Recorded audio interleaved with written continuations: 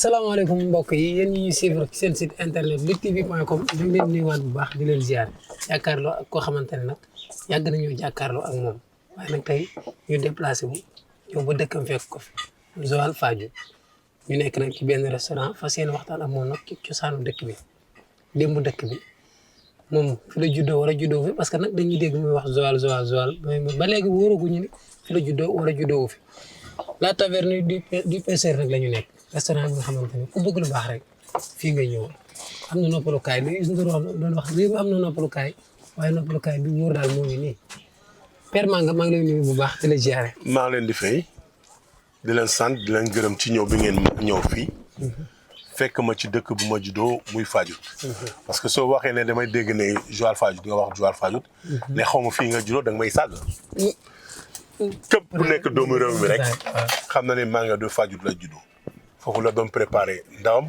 bu muy bëre foofu la doon préparé doon na ñëw Dakar donc île bii ngeen gis mooy Fadiouth île au coquillage île touristique boo xam ne dañu am fierté jóge fii ñëw Dakar ba si suñu waar foofu muy làmb ji mais fii la ñu commencé d'abord làmb lutte traditionnelle di dugg ci dëkk yi am na dëkk bu tudd Fadial am na dëkk bu tudd Djilor waaw ci Léopold Sédar Senghor Diofior foofu yëpp dañu dem foofu ci moment bi nag lañu doon dem foofu di bëri après les récoltes waaw ñu góob jeexee bi ñu góob dugub bi ñu dem ci village yi di bëri foofu kon nag maanaam bu ñu farmanko loolu bu ñu farmanko bu ñu farmanko merci beaucoup donc lii mooy Fadiouth lan nga ma mën a wax ci histoire Fadiouth non lu ma la mun a wax ci histoire Fadiouth dafa bëri yow yaa gisal sa bopp les palétuviers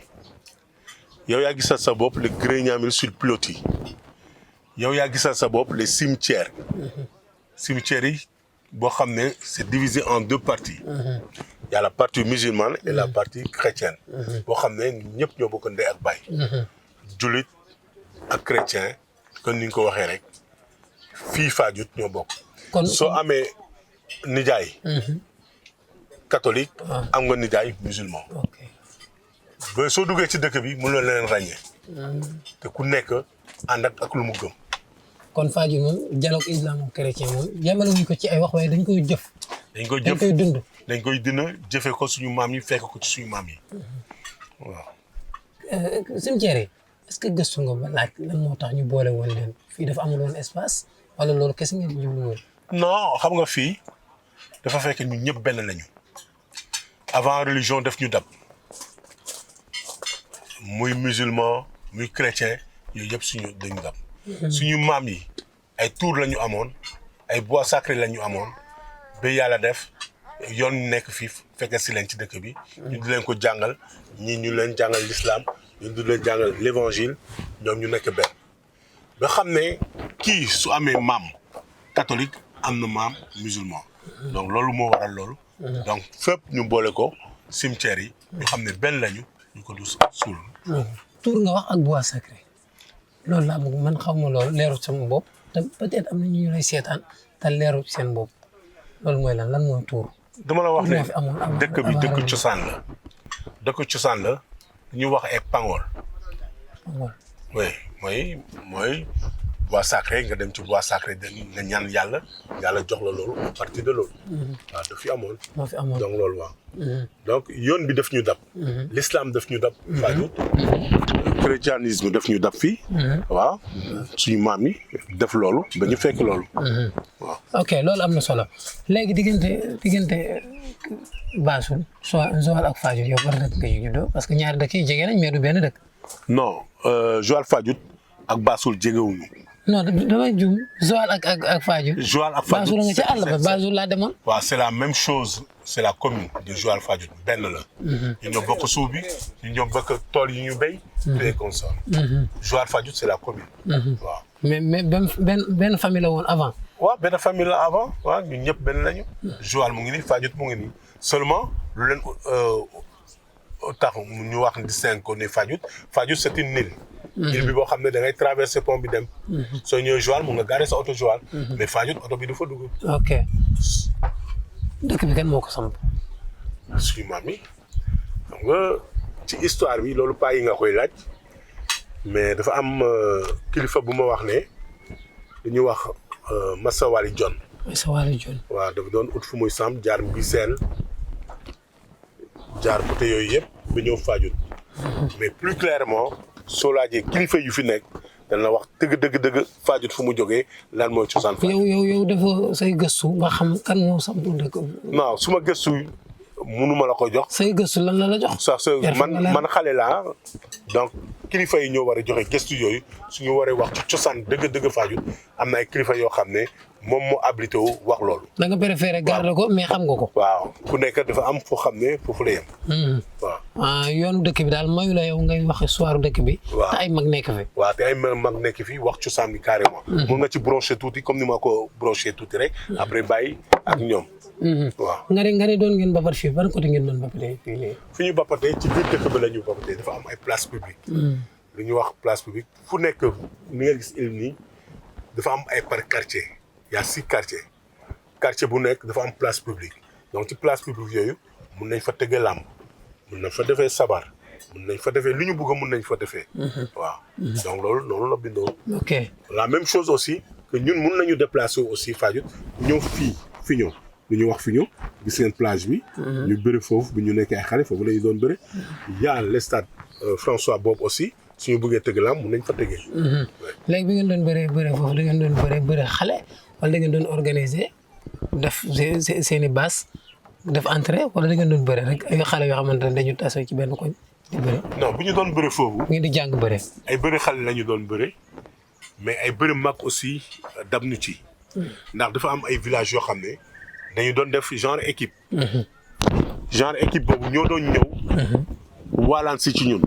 mun nañ fi am une semaine. ñu di leen jox ndekki di leen jox añ di leen jox lu lekk. ñoom temps boobu dañu doon am ku ñu wax poussière. waaw ci bëre bi. waaw am ku ñu wax ne mooy lawgaadu. waaw am lu ñu wax ne mooy tànk. mbër bi door a ñëw. mbër bi mooy bëre au dernier moment. ci événement yooyu. donc loolu moom fi amoon. donc les villages environnants yëpp dañu doon ñëw. ñun aussi suñu mag yi comme dem si àlla Roland Daba ñoom Fara Aw ñoom Alphonse ñoom Biti Salaan ñoom ñëpp. la même chose dañu doon def benn troupe dem ci dëkk yi Fadial dem ba Djina dem ba Mar dem bëri ji foofu. loolu mooy cosaan séeréer. kon yow lamb ji loo doonu la.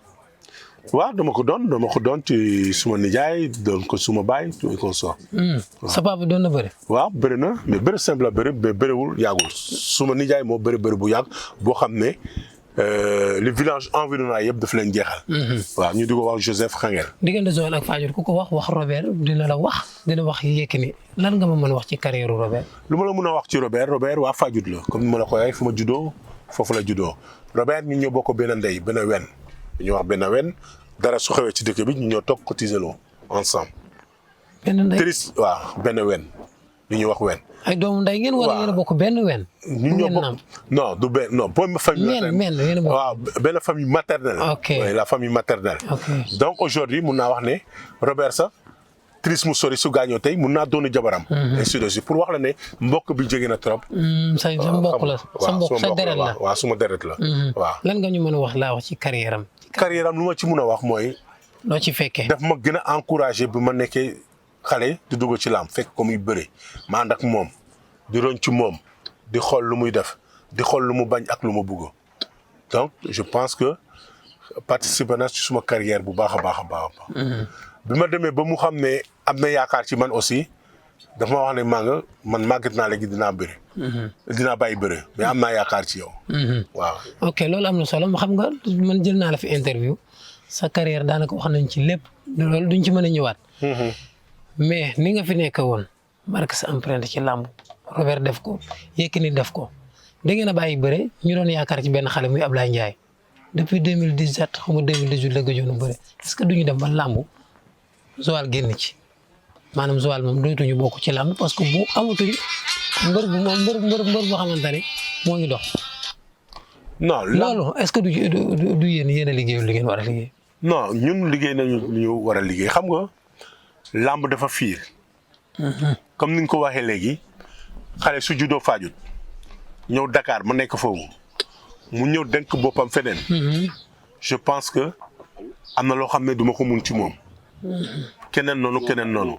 man bu ma jógee damay denk suma bopp mbokk yi. suma mag yi. écurie Séeréer ma dugg ci ñoom Moussa Diamé ñoom dem si yàlla Dour Bakassar Robert bi loolu la ñu def. ñu encadré ma su ma amee jot baax na suñu amul jot aussi ak suma morom yi ñoom Ambroise ñoom docteur Faye. ñoom Mame Diamane ñu ànd. def li ñu war a def. boobu écurie Séeréer mu amoon. waaw donc aujourd'hui nit su ñëwee denk boppam feneen. am na loo xam ne mun loo am accès foofu da ngay mandu rek. di ko ñaanal yàlla aussi mu donc le problème d'Ablaye Ndiaye. c'est plus profond que cela. Ablaye Ndiaye dafa ñëw dem ci beneen écurie. dem Ndakaaru. waaw dem Ndakaaru. donc ma nekk baayam bu ndaw. comme Mamadi ni ma nekkee baayam bu ndaw. jàppaleen comme ni ma jàppee Mamadi comme ni ma ko jàppee. saa bu soxlay conseil su ma waxee dinaa ko wax. mais am na loo xam ne mënu ma ko. def ci moom. waaw bu dul Ablaye Ndiaye lan moo tax yéemoo leen wala liggéey ak xale yi nga xamante ne gis ngeen leen ci dëkk bi ñuy bëre woon parce que koo gis muy bëre yow di fooy bëre war nga xam ne kii war na mën a nekk champion wala mu war na mën a nekk champion. non xale ñu ngi def ci ñoom. ma jox la benn exemple bu tuuti rek. ñoom Papi Général fii la ñu nekk ñu def ci ñoom. mais mu ngi en fay. waaw mi ngi en fay mais am dafa am loo xam ne aussi nit bi moo koy sàmmal boppam. Mamadi Ndiaye. xoolal talent bu mu amoon mi ñu ko encadré. amoon yaakaar ci moom man mi Manga 2 que dafa war a nekk champion. waay mais ay détails peut-être moo ko dévier ba mu topp leneen. ba wàññi soit entraînement bi ou bien am découragement ou bien am ay déception loolu yëpp. mais jusqu'à présent. am naa yaakaar ne war na nekk champion. parce que am na qualité yi. waaw am na fit bi. waaw donc je pense que dara mënu war a téye mu nekk champion. parce que Mamadi da nga jël ay mbër yoo xamante ni bokkuñu ak moom écrit sax mais boo leen laajoon tey mbër bu dàq bëri ci làmb dañ naan la Mamadi Ndiaye kon problème Mamadi lan la staff la amul wala dafa déggalul staffam. non wala blessure de question ñàkk staff sax parce que Mamadou c'est arrivé en temps dafa gaañu woon gaañu bi mu war koo faj. nu mu waree mais je pense que topp ko nu mu waree ndax aussi dafa am blessure yoo xam ne su la jotee da nga am suivi boo war a def waaw mais il a les qualités xale bu am qualité la xale bu ma déggal la damay waxtaan ak moom mais tout le temps damay waxtaan ak moom waaw école de lutte Manga 2 est-ce que Manga tal na ko oui pourquoi Manga talu ko moi je suis un enseignant damay jàngale je fais la promotion des jeunes la preuve étant donnée ñaata tournoi laa fi def école de lutte Manga 2 daawaat jeeg tout et consort. waaw daan nga tëgg ay combat di tëgg say mbër mais di tëgg xale yi donc bi ma relâché tuuti dama amoon nattu donc nattu boobu il fallait que par exemple. ma sant ci yàlla. suma doom bu mu wàññeeku. dëgg la jógee indi ko France. donc il fallait ma def un peu de recul. sur la lutte. waaw loolu la. mais xale yi ñu ngi fi ñoom Malim Ñaane ñu ngi fi. xale yu ndaw yi. Dame Sène yaakaar naa fa la nekk waaw Dame Sène tout et consort il y a beaucoup de champions qui sont là. yaakaar naa ne ñoom am nañu avenir ci lamb. c'est que su ma waxee tal écrit bi sax mooy ñuy gis Manga ci école bi buñ koy gis 2 fois par semaine sax mu ñëw di rectifier xale yi loolu mi ngi am wala loolu amul. non mu ngi am parce que am na directeur boo xam ne y a un directeur. Bartine moo lañ yore. donc lu tu mënta am ci problème daf may waxtaan ak ma su jaree que tey ma ñëw su jaree ma bàyyi ba 2 jours ñëw fekk leen foofu. def séance de travail aussi damay travailler ak ñoom. am rectification yu ñu war a def ci boy ñu def leen. est-ce que fii ak 10 ans Roi mën naa ñëwaat fii ak 10 ans motul 10 ans. foog nga yóbbu ko 10 ans. parce que ay boy rek ngeen yor ay cikili rek ngeen yor. non li ñuy ñaanal baaxul pas 10 ans. xale yi ñuy fii. xale yi ñu mun a arène bi ñu ngi fi waaw ñu ngi fi. du ñii de du ñu ay Mamadi Ndiaye mën nañ ko mais Mamadi Ndiaye mun na ut làmb ji. mën na am na bëre bi mais amul doole bi. pourquoi amul doole bi. kan ma ko ëpp doole lan mooy doole. kan ma ko ëpp doole ñi koy daan ci làmb ji ay léegi ay booy koy jàpp di ko daan. non ci mbapat. waaw mbapat waaw après simple ak làmb bokkul. non ci defet de toute façon fii am na ay mbër Joal Fadiouth bi nga gis am na ay mbër te fii ba ay at di nga leen gis ñu tuddale. Ablaye Ndiaye qualité yi war a tax mu nekk champion mi ngi ci moom est-ce que. oui Ablaye mënuma ci wax lu bari ci moom parce que yoruma ko mosuma ko yor mais ni ma ko gisee am na qualité mais am na lu bari lu ñu war a def ci moom. mu nekk champion. waaw. mais loolu tamit yow yaakaar naa am na loo ci rôle boo ci war a jouer parce que yéen a bokk dëkk bi même bu nekk. waaw ñun ñoo bokk dëkk bi man bàyyam laa waxuma la question bokk dëkk bi rek mais man bàyyam laa waaw. waaw. kon baax na léegi kon am leen yaakaar yéen waa Joal Fadiouth Manga nee na balaa 10 ans di ngeen am mën ngeen amaat roi des arènes. waaw loolu la ñu ñaan yàlla nag yàlla mooy joxe. mën ngeen am tamit président CNG. président CNG bu ci dugg ci loolu. loolu mooy actualité bi. président CNG. COPEM Alioune Sarr pare na ci suba lay jeexal wala tey def 31.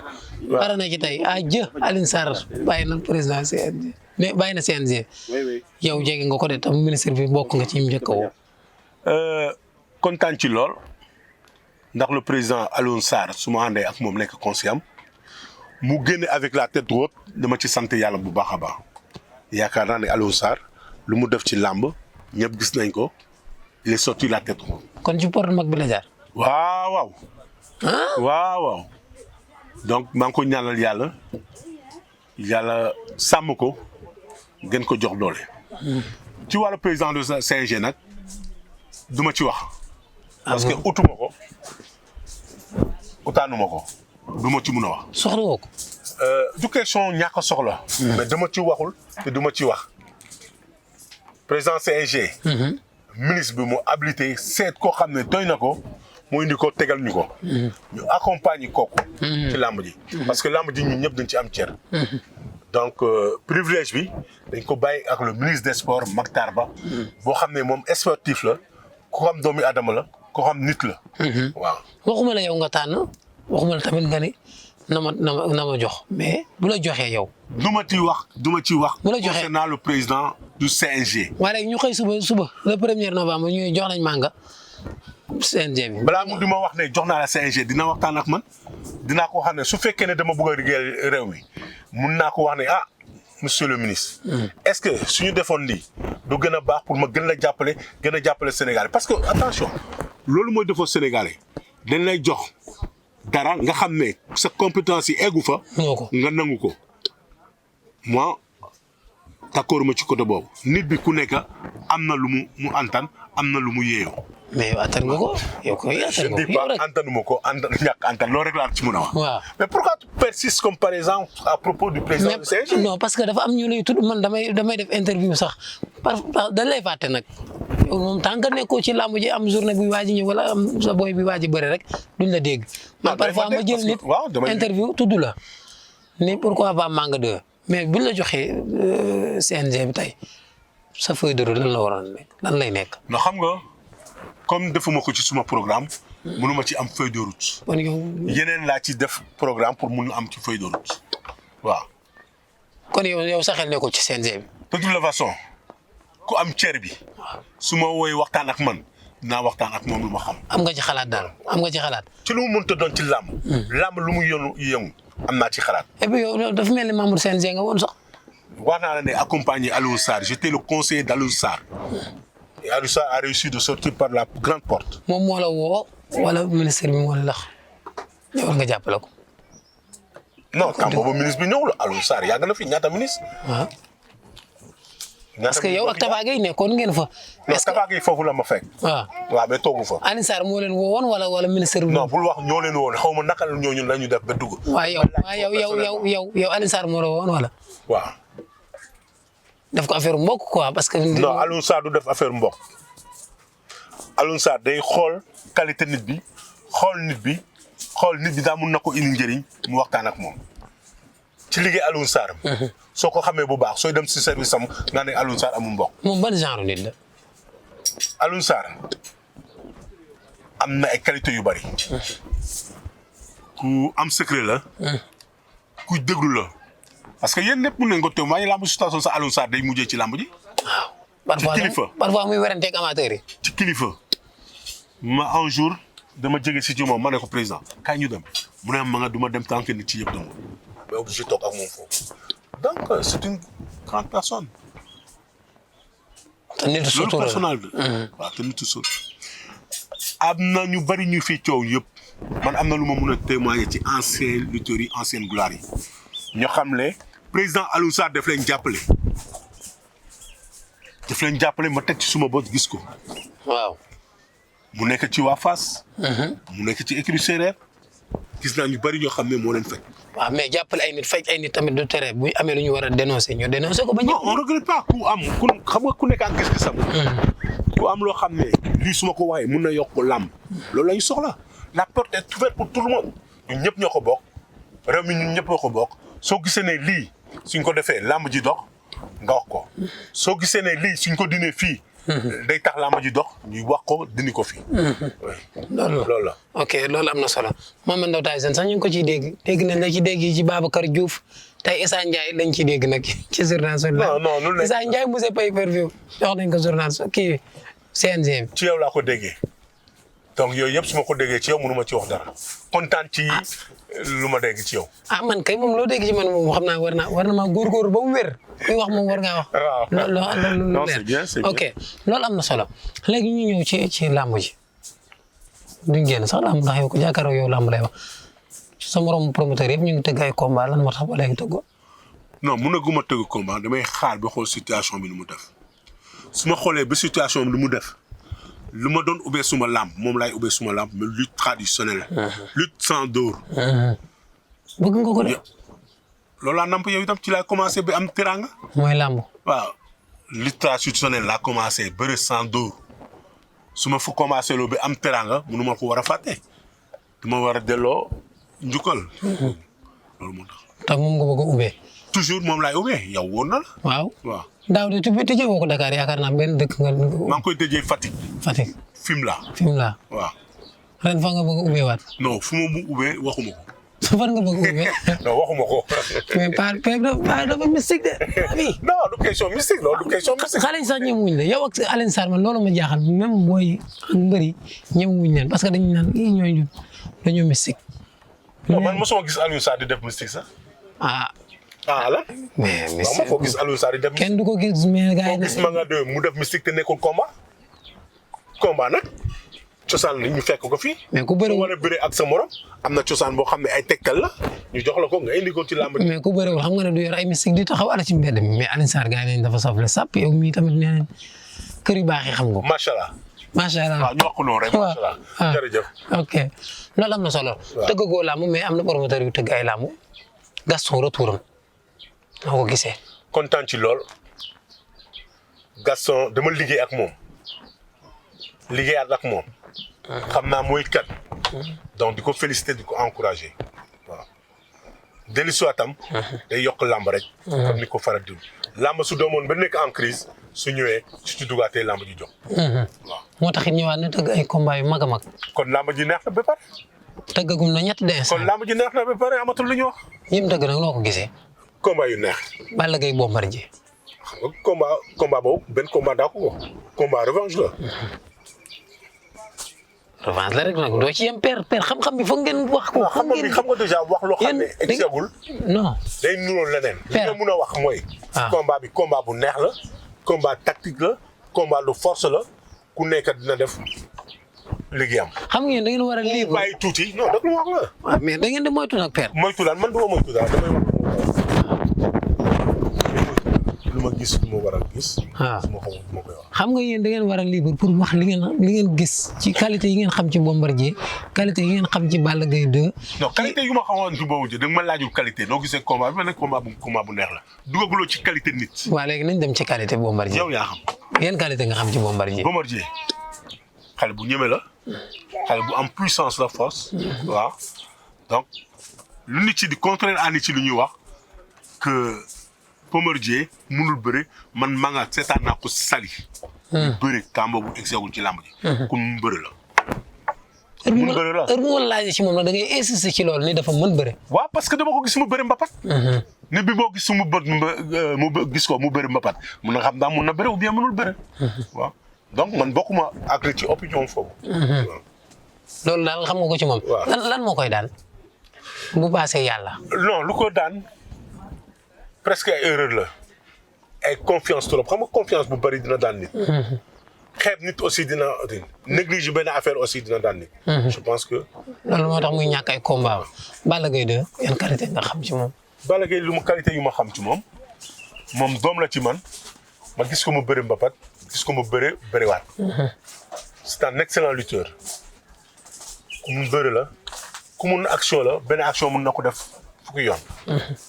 donc et c'est un gosse très rapide courageux. technique kenn du ko waat. lan moo koy daan. lu ko daan des fois day am négligence ci benn affaire lii de jaraluma lii kii du taxaw mu am déception ci loolu. côté entraînement lay doon su boobaa wala côté. non mun na nekk côté entraînement mun na nekk côté maintien mais Balla je pense que par exemple su jëlee combat am suivi am maintien kenn waxul ne du daanu mais daa mu daanu dina métti. waaw su paree daal moom su paree. waaw physiquement su paree. su paree ci yëpp. waaw du yomb daan. ok loolu am na solo beneen combat Reug Reug. yow xanaa da nga bëgg ma jeexal lamb ji. non yaay lamb. yow yaay lamb damay wax lii nga bàyyi ak ñeneen ñu wax. waaw problème bi mooy yow su ma toogee wala ma toog ak benn Ngagne Diagne ma bëgg ngeen di dugg ci yenn détails yi yow nag gën mun laa dugg ci yenn détails. si. Reug Reug am na loo ma waxoon ci moom bu may ñëw sa kër. xam ne mu ngi continuer. lan laa la waxoon. nangul teel koo nangul. waaw xam nga fàtte naa lu ma la waxoon ñaar ma koy fàtte. teel a nangul. waaw nangul ko la. ne moom mën na nekk champion. waaw. su continuer am kilifa. waaw su continuer entraînement yu mu nekk. waaw su continuer mbapat bi nag daaw arrêté na ko moom. waaw c'est le moment d'arrêter xam nga mbër dafa am foo xam ne foofu ngay tollu ba arrêté mbapat bi doole nag de vision jël làmb ji nekk le roi des arènes ku nekk dafa am moment boo xam ne dañ ko war a bàyyi. mais mu am combat boo xamante ne nag am na combat bu dangereux. moo ban combat. moo guy gi. moom ak guy gi. taxaw na. kan ma ko taxawal. combat yi taxaw yëpp xam nga ko Youssou Ndour moo ko taxawal. Youssou Ndour. waaw. xam nga combat boobu combat bu neex la. combat prestige la ci Reug Reug. combat danger la aussi. ci guy gi. waaw. lan moo tax mu nekk danger. boy bi su ko daanee dina am lu bari lu mu koy wàññi danger. mais moom su daanee booy bi dina def exploit. waaw dina def espoir parce que boy bi aussi moo fi nekk. def 15 combats. waaw daanoo ko moo fi nekk. mais risque la daal loolu laa la mun a wax. ci guy gi. waaw. mais am na ay qualité yu daan Reug Reug. mbër bu bëre ba egsi fu mu bëre ba am combat amul qualité bu mu mun la am amul ku mu mun la daan Reug Reug amul ku mu mun la daan moom kii guy gi amul ku mu mun la daan. ana Siteu fa Senghor Siteu. Siteu je pense que mu ngi fi. waxoon nga daal nga wax ma ne ana Siteu. parce que dama yow sama waxtaan ak yow da nga ko fàtte toog pourtant waxtaan. non su ma waxee ak yow dama ko teg ci table bi rek pare. kii dama ko waxoon dama toog temps yële di ko seetaanaat man ko interview bi moom gën a neex moo koy seetaan di ko seetaanaat. waaw moo tax mu ñëwaat man laa jànd Siteu. waaw nga ne xaritu yaa papam xaw ma am nga foo leen jaar. waaw. bu ma seet si woon. waaw. nga ne waxuma dinaa ko mais dinaa ko xelal. waaw. yaakaar naa am na jour mu ko jël interview sax ba mu wala. waaw mooy li ma la wax rek xam nga xale su la joxee cër besam su jotee su la laajee noo gisee da nga koy wax sa xalaat rek mais su la joxul cër wóo la da ngay jàpp sa bopp man loolu rek la. woote bi daal amagul dox mbokk gi amagul. non ndox bokk bi mënu ma la wax am na mënu ma la wax amul. loolu jotaguñ ci. fan la fekk fii. lan fan lañ la fekk fii. fii taverne. waaw fii mooy taverne. gis nga air bi ngay respirer. waaw moom jaaxal gis nga langu si de la romb. waaw léegi. waaw donc c'est la qualité. jàmm ngi fi de. xamuloo ci dara sax. fii du ma fi gëj. balaa nga xam ne daa jàmm mu ngi fi du man maa la ko wax sax. ñu doon lekk léegi ay crevettes ay gambas. waaw jigéen yi ak suñu maam yi ak suñu yaay yi ak suñu jigéen yi soo leen laajee ñu jox la appréciation. taverne pied dans l'eau. waaw yaa ngi gis ñu ngi jàpp fale ay waas. waaw waas su bees tàkk. air pur ngay dund. waaw. ngay nooy les waaw. ngay nooy air pur. waaw sa xarit ko moom. suma jarbaat moo ko moom. waa Pape. kon daal yaa ngi woo ñëpp ñu ñëw fi. maa ngi woo ñëpp koo xam ne comme par exemple am nga week-end nga jaar fii jël sa pot xoolaale île bi te daf lay yokk sax. am na ay moment yoo xam ne comme par exemple soo ñëwee sangu fale am na lu bari lu muy def ci yow. Mama Ngéej. anam booy bi fan la sango léegi la wax. yéen a ànd. kañ sang na fa. laaj ko. Mama Ngéej lan moo fa nekk. non booy bi xam na lu fa nekk. yéen ay tuuram yéen a ànd moom dina la wax foofu man du ma ci dugg ci gàm boobu parce que déjà comme yéen a fi ànd te dem na ba def lu mu war a def. waaw def lu mu war a def foofu bàyyi leen du ma leen wax dara. kii fi moo tax ma wax la ko fii la dëkk def lu mu war a def te ngeen ànd ma bàyyi leen noonu rek moo leen bàyyi ci biir. naa la jël ci pédale foog mu commencé affaire yi foog mu commencé safal kontaan naa ci yow bu baax. non saf nga bu yàgg yàlla safal na la. amiin waaw waaw safal yàlla moo gën ñëpp. wallaay dëgg la ci lu wér. di leen ñaanal yàlla aar leen. amiin incha allah taxaw leen. parce que li ngeen di def dafa rafet. li ngeen di def dafa yokk askan bi dafa yokk réew mi dem ci place boo xam ne taverne nii la mel ngeen ñëw fii añee fii naanee fii def interview fii jàkkaarloo ak Armel jàkkaarloo ak l'île de Fadiouth. je pense que lu rëy la ci ñun.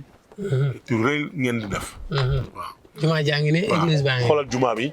soo taxawee fii gis jumaa bi nu mu mel. soo taxawee fii gis église nu mu mel nañu sant yàlla.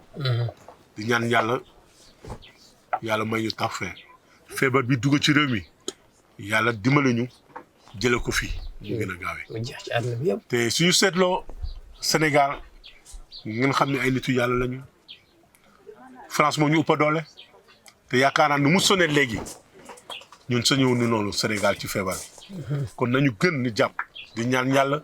ñu war a julli kilifa yi ñaan. ñu war a dem église comme ñun. ñu dem église di ñaan yàlla moom su ñëw du ñu ñaanal imam yi du ñu ñaanal yaakaar naa ne suñ ko defee yàlla na fi def jàmm. incha allah rabbi. waaw macha allah jërëjëf père. merci beaucoup.